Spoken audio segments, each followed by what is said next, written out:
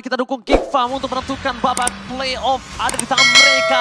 Dan bisa membawa tim Indonesia, dua tim akan berada di babak playoff. Mari kita langsung menuju ke dalam lane of down. Game pertama tentunya yang akan menjadi kunci biasanya untuk dua belah tim kali ini. Tapi kita harus melihat apakah Kickfam dengan ngebawa Cloud ini mereka akan bermain menuju ke arah mid to the late game, atau kalau mereka bisa press dari area midnya, trio midnya bisa jalan dari early. Ini harusnya efek snowball bisa dipegang oleh Marky. Kalau kita berbicara efek snowballing ya, ini terlalu banyak sih. Ada Faramis, ada Cloud. Pokoknya early game yang bisa dibawakan sama Kickfam ini adalah early game yang benar-benar menguntungkan banget kalau mereka bisa mendapatkan turtle yang pertama. Kebetulan kalau kita berbicara combo Final Slash dan juga Violet Requiem, dua-duanya connecting. Dan ada efek knock up airborne juga, jadi tentu akan mempermudah Baloyski dan Nael untuk melakukan kombinasi di early game. 3v3 situation. Oke, tapi di depan sana, di mana posisi dari Nile berhasil mendapatkan satu buah Little Wanderer, membuat Baloyski memancing Magister harus mendekat belakang bersama dengan Sawo. Kali ini udah ada Violet Requiem, dapatnya belum. Ternyata masih level 3 dan first blood di tangan dari seorang Apoy. Dengan adanya special migration aja dia membuat satu poin kill yang cukup berarti. Nile akhirnya kembali dengan insting agresifnya. Iya, kelihatan dari trio mid yang akhirnya berjalan di sebelum menyentuh menit 2 pertama nih, Be. Ya, apalagi dengan build hybrid yang nanti akan dibawakan oleh Nile.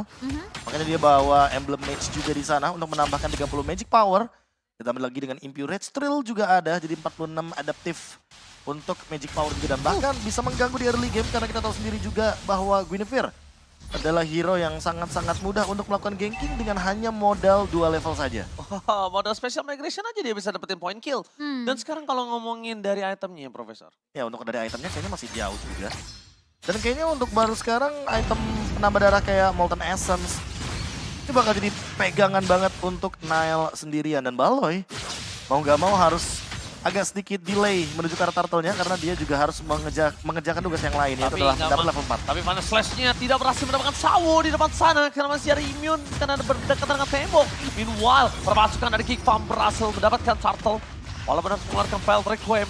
Tapi Kid Bomba kali ini memaksa Luke harus mundur sampai ke turret. Tapi kayaknya Luke memang agak sedikit mengalami masa-masa yang cukup sulit ya untuk di early-nya juga. Melihat pergerakan dari Kid Bomba ini cukup, bisa dibilang kerjaan cukup cepat sih untuk menuju ke area objektif yang dibutuhkan oleh Jaspault sendiri. Ya, apalagi untuk power cut wave minionnya juga Uranus ini kan tinggi banget. Lihat, dia bener-bener bakal nge-cut terus Luke. Bahkan melakukan zoning out terhadap area jungle dari Nile. Sehingga ini bakal sedikit memberikan vision di area top lane. Dan Jaspault bisa bermain dengan bebas di area bottom lane. Oh my god, Purify Gaming. Untung aja di tangan dari Sunset Lover. Hampir saja dia bisa kehilangan nyawanya kembali. Tapi yang sudah dipastikan, perpasukan dari Kickfam, mereka tidak ada yang merespon sama sekali di arah gold lane. Mereka memberikan Marky waktu yang tepat dan Violet Requiem. Kali ini masih dengan solid seorang Nile karena dia tahu masih ada Fracture, Profesor KB. Fracture, immune. Yang bisa memberikan serangan tiba-tiba juga. Dengan efek delay untuk Rift dari Nolan. Tapi Luke masih memiliki hari yang cukup berat seperti di area XP lane. Belum bisa rotasi tentunya. Tapi untuk kali ini Baloyski yang hadir dan turun gunung untuk membantu Marky. Setidaknya untuk memberikan pressure terhadap Karvi. Karena dari tadi Karvi-nya bebas banget dan malah Karvi yang memberikan pressure terhadap Marky. Iya, Karvi yang mungkin tadi sempat unggul ya di 3 menit sebelum kita melihat juga turtle yang tadi muncul di menit kedua. Dia sempat dapetin top goldnya dibandingkan dengan Marky. Maka harus sedikit bermain dari cukup sabar dari Marky sendiri. Dan satu buah sudah didapatkan oleh seorang Karvi di situ. Fantastis. Tapi nampaknya dari Luke juga menuju ke arah Heptasis. Dan mungkin ada satu hal lagi yang harus diperhatikan oleh seorang Kid Bomba. Kalau Luke-nya gak bermain dominance, tapi dia bermain dengan si Halberd. Itu yang harus diperhatikan oleh Kid Bomba. Karena bisa tiba-tiba instant pick off terjadi di tangan Kid Bomba. Apalagi first itemnya tadi udah ada Elegant Gem dari Aboy. Aboy udah pasti bakal ke Necklace of Durance. Oke, tapi nampaknya di depan sana para pasukan dari Kickfam. Mereka harus kehilangan turtle kah? Ya, di tangan dari Jaspault. Blessing Blood from Marky tidak terlalu berimpact. Dan The Ram yang berhasil di-copy oleh Sunset Lover. Membentuk pasukan dari Kickfam. Memaksa dengan long rating sensor miss real. Walaupun ada special migration, Purify Gaming berhasil menyelamatkan Kid Bomba. In the bottom lane. Kickfam memaksa tim fight kembali. Ingat Kid Bomba udah nggak ada lagi sosok Purify untuk menyelamatkan dirinya. Karena Nile standby untuk mencoba mencuri. Apakah 1 poin bisa mereka dapatkan, Momochan? Wow, Raging Sandstorm yang begitu manis dengan 1 buah flicker. Tapi sepertinya teamfight di bawah tadi itu ngebikin Carvi dapetin platingan gold di area atas sih, Be. Iya, switching lane yang dilakukan dengan cepat karena melihat Marky melakukan blazing duet di area bottom lane. Sehingga memberikan informasi juga bahwa di area top lane agak sedikit kosong. Karena tiba-tiba Luke juga flicker dengan Raging Sandstorm. Dan kali ini Carvi-nya jadi memiliki gold yang sangat-sangat leading sekali. Iya. Tapi perbedaannya untuk sekarang adalah The Vault yang bisa lebih bermain proaktif. Karena yang pertama mereka dapetin turtle, dan yang kedua mereka juga udah mulai set up pelan-pelan ke area bottom lane. Raging Sandstorm dengan ada Foul Requiem berhasil menutup Sawo. Udah mulai harus lebih respect Profesor KB. Dengan damage yang diberikan oleh seorang Nile, kayaknya tidak boleh dianggap remeh untuk Sawo kali ini. Iya, apalagi yang kita tahu Grok ini kan magical defense-nya benar-benar mengandalkan dari segi item aja gitu ya. Iya, dan kalau misalkan kita melihat dari Luke juga masih benar-benar terkena pressure yang luar biasa.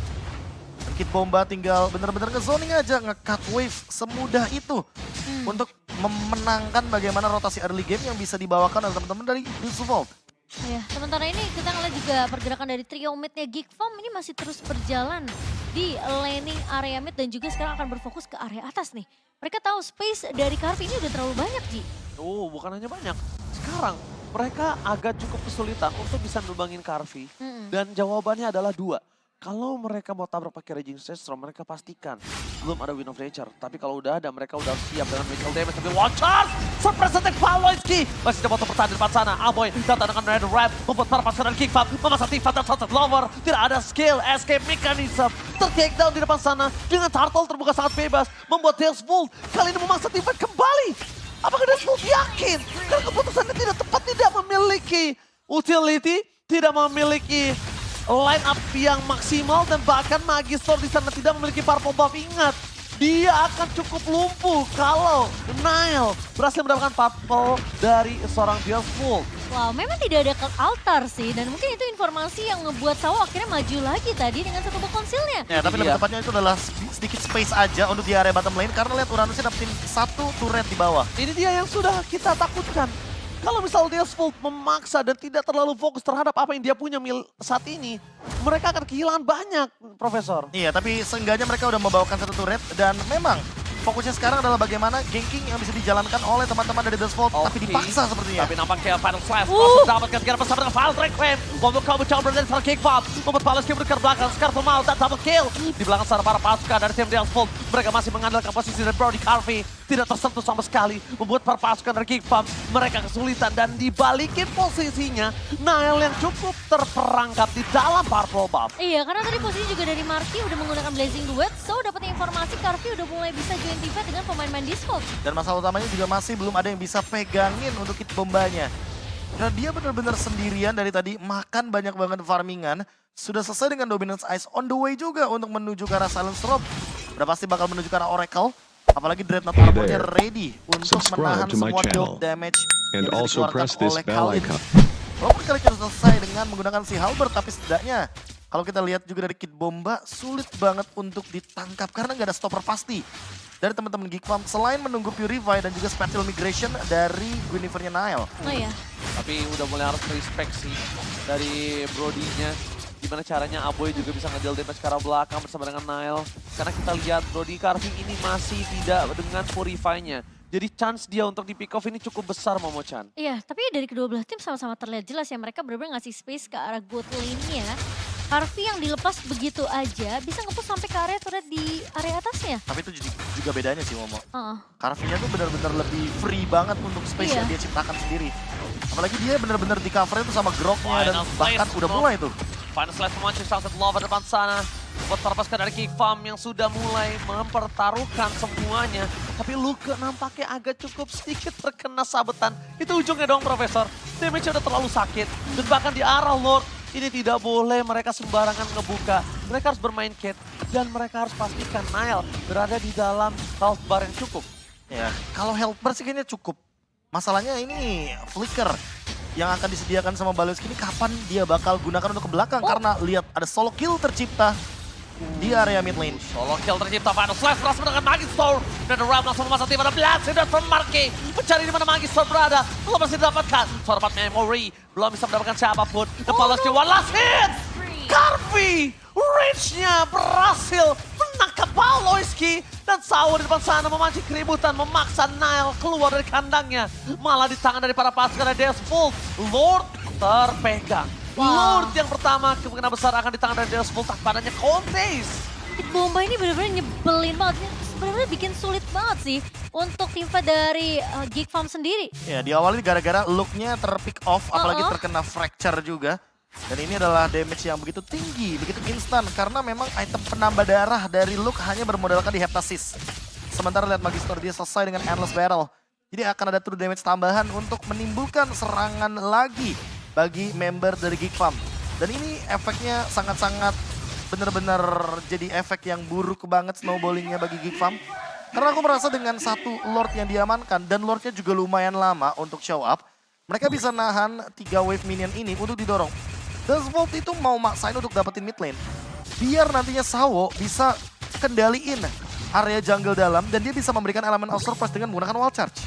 Oke, dan sekarang permasalahannya Luke ini kayaknya nggak boleh sampai tumbang lagi sih. Efek sisi yang dimiliki dari adanya Raging Sunstorm ini bakalan jadi crash piece untuk Marquis sendiri.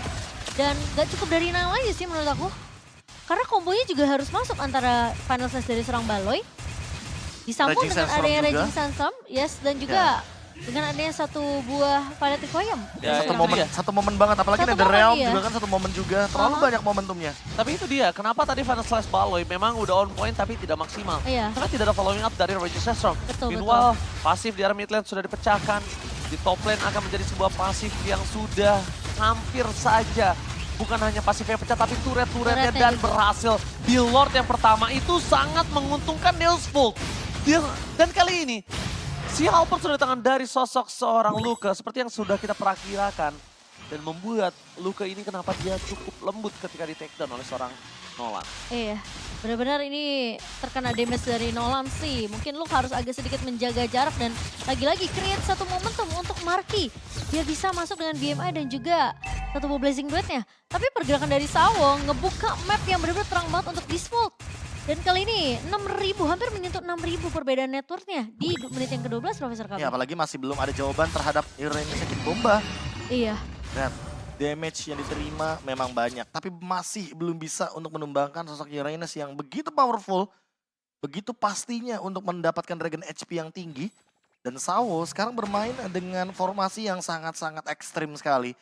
Dia udah winning conditionnya udah pegang banget. Dengan satu Lord saja mereka sudah bisa mendobrak turret, sehingga makanya ini yang dicari sama Sawo dan kawan-kawan. Mereka mau kendaliin invasi jungle-nya biar teman-teman dari Geek Farm gak keluar dari zona nyamannya. Oke, memaksa ke arah Sawo. Wall charge telah dikeluarkan, tapi membuat pasukan dari Geek Farm sadar dengan adanya posisi wall charge yang sudah keluar ini tidak terlalu worth it. Karena dari Sawo sekalipun dia nggak pakai flickernya, dia cuma mengandalkan wall charge yang tidak terlalu lama posisinya dibandingkan Conceal. Oke, dan sementara Lord yang kedua kali ini sudah mulai muncul. Dari Deathfall tentunya udah mulai melakukan inisiasi, tapi Nile cukup terganggu dengan pergerakan dari seorang Kit Bomba. Dan Kit Bomba tarik ulurnya ke itinya. Ini bener-bener bagus banget. Oh, Final Slash tiba-tiba memochan. Terlalu early. Dan memaksa. cuma karena Sunset Lover. Ya, memaksa Purify saja di depan sana.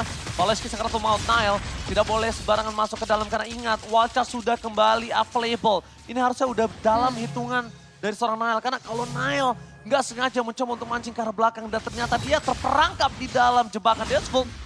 Ini beda banget, ini jebakan warrior dari Deathful.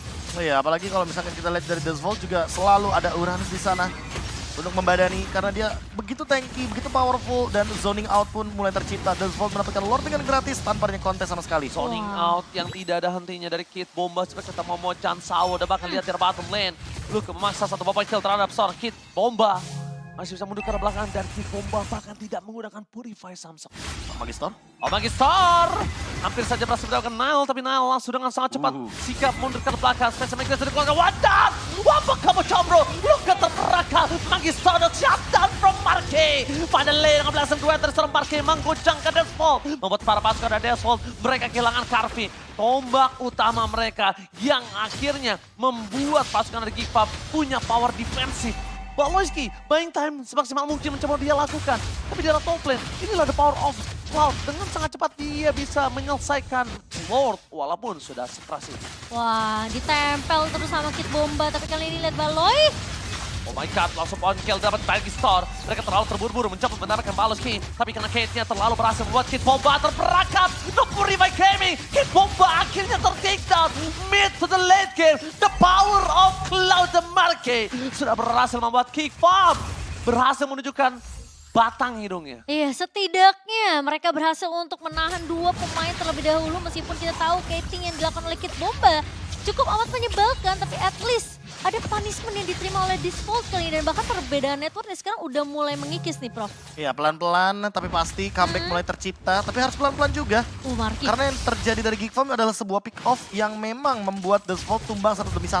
Iya. Tapi kalau 5 lawan 5, nah ini dia nih. Karvi moment! No. Nowhere to run, Karvi. Flicker nggak bisa dikeluarkan, nggak ada penyelamatan dari Digi. Dan bahkan di sana Karvi cuma bisa ikhlas. Dan itu dia, the power of Purify di saat posisinya ada. Terlalu banyak hero yang menggunakan crowd control. Iya, masalahnya itu sih. Kalau misalkan kita udah mention dari tadi, pas 5 lawan 5, Disvolt mungkin powerful. Tapi kalau seandainya Geek Farm melakukan pick off 1 demi 1 dan pick off-nya berhasil, ini efeknya. Mereka yang bisa mengendalikan. Ya? Iya, mereka bisa leading the game. Karena mereka benar-benar makan satu-satu dulu, nggak langsung sekaligus. Karena ketika tim fight besar, ini masalah utamanya adalah Sunset Lover juga. Dia punya Netherrealm yang sama yang dimiliki oleh Aboy. Dan ini masalah juga. Langsung dikeluarkan Magister di sana. Masih ada Source of Fracture membuat dirinya selamat dari gencatan Nile. Happy birthday, kali ini tidak terjadi. Iya. Hanya surprise saja, minus 1 jantung, but it's okay. Tapi at least, tidaknya ada 1 turret yang berhasil didapatkan lagi oleh Marky kali ini. Dengkul getar dikit. Dikit ya? Dikit doang. Ya sebenarnya mungkin getar tapi balik lagi sih, ada Fracture. Iya. Fracture bakal menghilangkan efek sisi tersebut, udah kayak punya Purify gratis aja. Dan ini yang membuat kesulitan tersendiri ketika berhadapan dengan Magister. Apalagi Magisternya udah menuju ke arah late game, cooldown-nya makin lebih cepat lagi, dia juga udah punya Endless Battle. Dan ini akan membuat bagaimana Lord Dance akan sangat menarik untuk kita saksikan. Momen late game di mana Geek Farm kali ini yang akan berhadapan dengan decision making dari Disvolt. Semakin late game semakin berbahaya. Iya, oke, lihat posisi dari Baloy. Udah melihat ada pergerakan dari Sao yang masuk ke area rerumputan di area mid-nya. Dan harusnya Disvolt mereka kalau mau coba untuk melakukan kontes, ini Geek Farm harus agak sedikit tarik ulur. Coba paksain team fight, incer ke arah Karvi-nya. Coba cari tahu posisi dari seorang Karvi karena Disvolt memang agak sedikit sulit juga untuk nangkap ke arah Marky sih. Masih ditahan tapi Lordnya ini terlalu sakit buat Nile. Conceal Gaming telah dikeluarkan. Nile mendekat belakang, Kid Bomba ternyata tidak berhasil didapatkan. Langsung ada Nile melakukan following up dengan Bell Red Web. Dan ingat, Nile kali ini nggak punya apa-apa lagi. Dia segera mau Aboy terpaksa di depan sana. Dan akhirnya Aboy kembali berhasil melakukan cover terhadap kawan-kawanannya. Aboy, mungkin aku bisa bilang ini agak sedikit panic attack yang dikeluarkan Geek Farm. Hingga dengan adanya posisi yang terbuka sangat bebas. Kali ini yang satu mereka harus pahami. Mereka tidak punya Netherrealm. Sedangkan Disvolt sudah punya dari Sunset Lover. That's why mereka terlalu berani Sao. Tapi ternyata termakan instant pick up. Terjadi tahun memori dan Baloy. Baloy from backline. Berhasil mendapatkan sosok dari Karvi. Tapi mau tidak mau Karvi mengeluarkan flickernya untuk menyelamatkan diri mereka. Lord Evolve. Dan kali ini Geek Farm punya power yang cukup sama. Wah, powernya pas banget, timingnya juga tepat banget. Tapi hati-hati buat Nile. Karena dia nggak punya toilet armor, jadi nggak bakal kedina ini damage dari Lordnya. Lordnya akan tetap mengamuk. Lord buff, patch terakhir dari Mobile Legends Bang Bang memang membuat para tank jungle akan merasakan damage yang lebih tinggi lagi sesuai dengan persenan HP-nya. Iya. Dan ini membuat Nile mau nggak mau harus lebih sabar lagi. Atau setidaknya bawa Marky ketika nge-lord. Oke, dan Kid Bomba kayaknya masih cari informasi dulu. Mencoba untuk men-zoning pemain-pemain dari Geek Farm. Viluk akan melakukan hal yang sama. Dan harusnya dari Disvolt mereka tidak akan perlu mengambil risiko untuk melakukan kontes karya Lord kali ini. Dan tidak ada kontes, Luke juga sudah berada di teritorial yang tepat, Momocha. Dan ditambah satu poin lagi sih, Sunset Lover IMU-nya lagi cooldown. Ini bisa menjadi sebuah celah, sehingga nantinya Aboy nggak perlu buru-buru untuk show up. Dia tinggal sabar, nungguin di belakang, jangan benar-benar kelihatan sama Valentinanya. Atau nanti Valentina akan memiliki power yang serupa. Biarkan Luke untuk membuka team fight dan Nile. One by one situation menuju ke roster Magister. Cek ombak sih. Masih menahan dengan fracture yang mereka miliki. Cek ombak, ternyata ombaknya cukup deras, Profesor. Deras, akhirnya berbahaya sepertinya. Ini bisa menenggelamkan para warrior dari Disvolt. Dan lihat di depan sana, Lord Evolve benar-benar di cover oleh para pasukan Geek Farm. Mereka coba Lord Evolve, Baloyski! Baloyski again! Momen yang dikeluarkan membuat para pasukan dari King Farm berhasil mendapatkan keuntungan. Luka versus everybody in the backline. Membuat para pasukan dari King Farm memperanakan backline dan mereka kehilangan Karpin. Henry bencana. Damage dari Fracture mau bisa dihadapi. Immortality bersama dengan para pasukan dari King Farm. Dan King Farm berhasil mengamankan snowballing mereka. Mematahkan early game Deathsfall. Dan King Farm take the game one. Wow, permainan tarik ulur yang begitu manis dari Geek Farm di game yang pertama. Meskipun kita melihat early game yang sempat dipegang oleh Dismal, namun ternyata itu tidak menggentarkan pemain-pemain Geek Farm Indonesia dan bahkan mereka membalikan keadaan dengan sangat